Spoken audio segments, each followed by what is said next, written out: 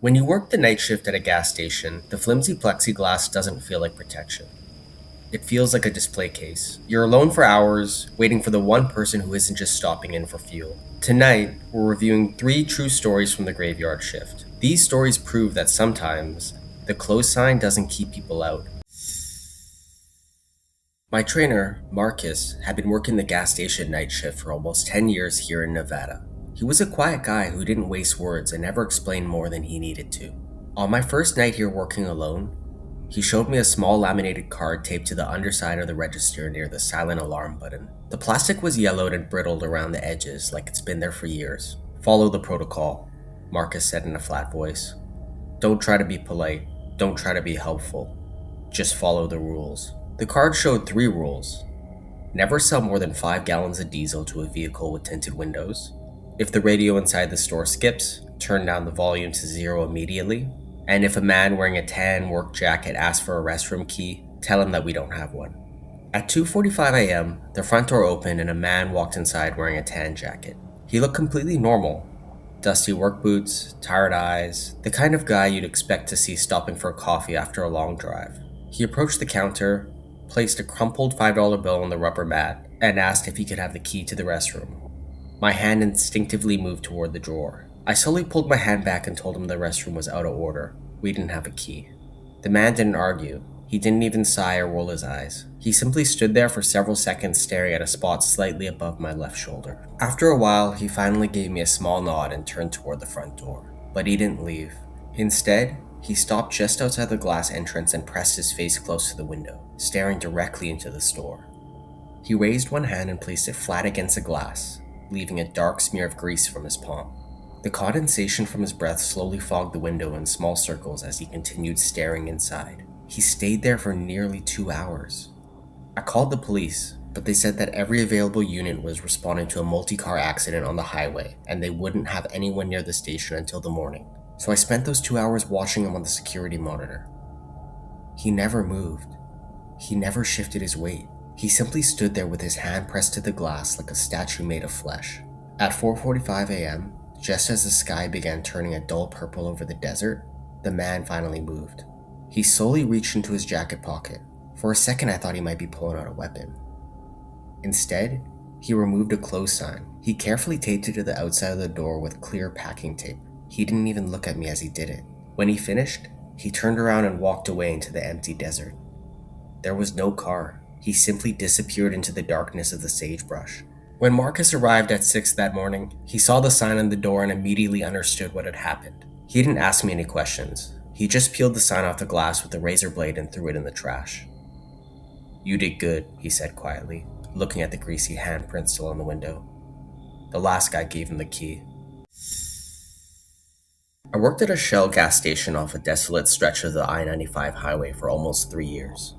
It was the kind of place where the silence at night felt heavy enough to press against your ears. The station itself was old. The underground tanks were the original fiberglass units from the early 80s. Management always said they were perfectly safe, but anyone who worked there long enough knew they had a reputation for acting strange when the temperature dropped too quickly. This happened around 2 a.m. on a Tuesday night when the monitor in the office started chirping.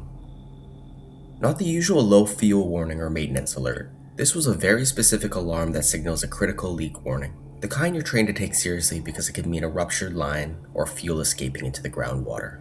When I looked at my console, my stomach immediately tightened. Tank 2, which is an 8,000-gallon premium tank, was losing volume at an impossible rate. 50 gallons had vanished in just 20 seconds. I checked the pump activity screen. There hadn't been a single transaction since midnight. No customers, no deliveries scheduled. Nothing could explain it. For the next 10 minutes, I just sat there staring at the numbers as they kept changing. 60 gallons gone, 75, then 90. If the system was telling the truth, thousands of dollars worth of fuel somehow disappeared underground. If a line had ruptured, it could turn into a massive environmental disaster, and I'd be the one standing there when the company started asking questions. So I grabbed my 10-foot brass dipstick from the maintenance rack and the key ring for the observation wells. If the monitor was wrong, the stick would prove it. When I stepped outside, the entire lot was pitch black. The overhead streetlights had been broken for weeks. leaving the station only lit by dull, flickering glow of the Shell sign by the road. Every single step I took across the asphalt made a hollow clack. The fill port for Tank 2 sat near the far edge of the lot. The brass cap had slightly rusted into place, so I had to wedge a small crowbar under the lip to pry it open. For a second I just stood there staring down into the pipe. Then I lowered the dipstick slowly into the opening.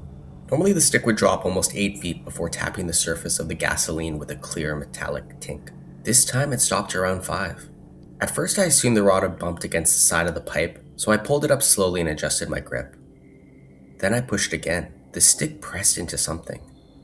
Not metal, not liquid, something soft, something dense. It felt like I had pushed the rod into a pile of wet laundry stuffed inside the pipe. I froze for a moment, trying to convince myself it was just debris or a collapsed filter screen. Then I pushed harder. The rod suddenly forced its way downward with a thick, wet squelch. The exact sound a boot makes when you pull it out of deep mud. For a second the dipstick stopped moving. Then something on the other end moved back. I felt it through the brass rod. A slow, heavy shift, like whatever I just pushed into was adjusting itself deeper inside the tank. My grip tightened around the stick. Very slowly, I pulled it back up.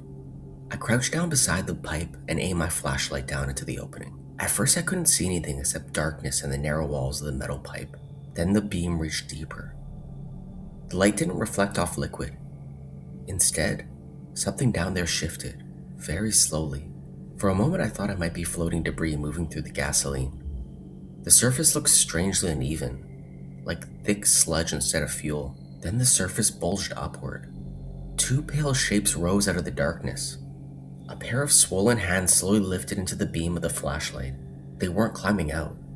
They were bracing themselves, like they were holding something heavy beneath them. For a few seconds they stayed perfectly still. Then one of the fingers twitched.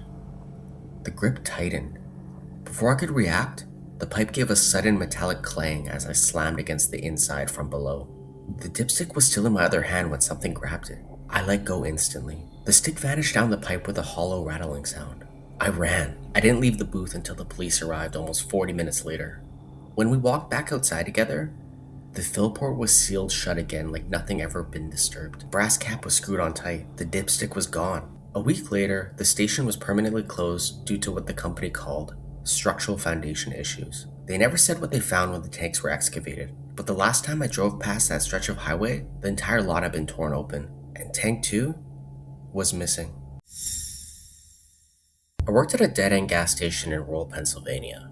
Attached to the gas station was an old car wash that had been out of commission for years. The brushes were moldy, and the metal doors were rusted. Every Tuesday and Thursday at exactly 2 a.m., a beat-up silver sedan would park at the very edge of the lot, right near the abandoned car wash. The driver never came in. He'd just sit there for an hour, then drive away. One night, I used a zoom on the outdoor security camera. The car was positioned in a blind spot behind the propane tanks. But as I adjusted the contrast, I realized the driver wasn't on his phone. He was holding binoculars, staring directly at the booth where I was sitting. I ducked down immediately and stayed behind the counter for 20 minutes. When I finally looked again, the car was gone. A week later, I was checking the restrooms after a 3 a.m. customer left. I noticed a small, cheap digital camera sitting on the top of the paper towel dispenser. I picked it up, and my thumb hit the review button.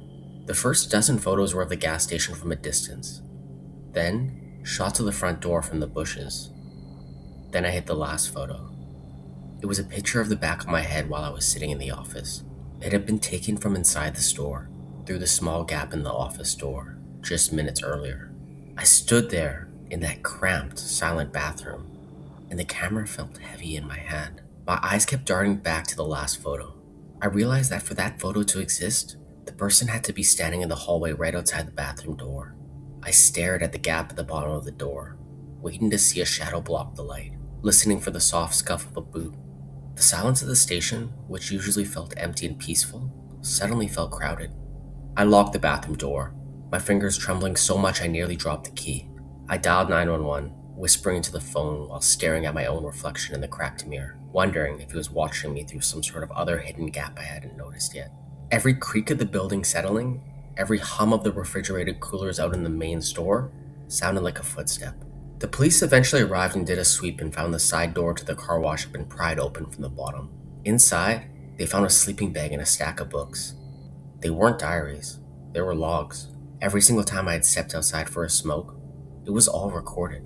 The last entry was dated that night. It simply said, "He found the camera. Time to go inside."